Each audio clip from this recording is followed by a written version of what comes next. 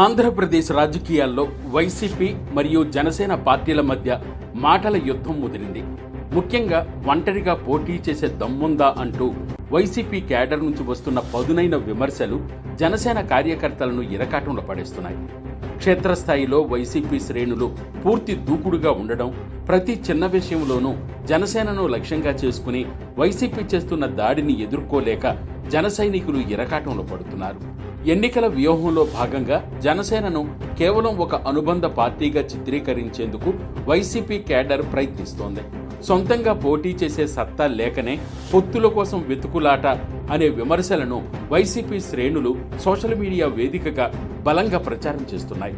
ఈ పరిణామం జన సైనికులను తీవ్ర నిరుత్సాహానికి గురిచేస్తోంది.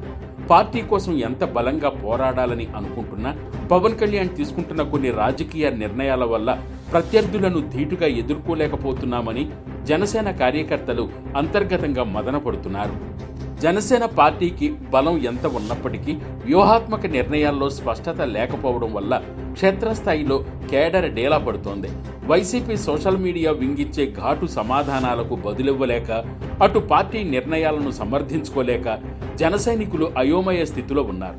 ఈ రాజకీయ గందరగోళం రాబోయే రోజుల్లో ఏ మలుపు తిరుగుతుందో చూడాలి.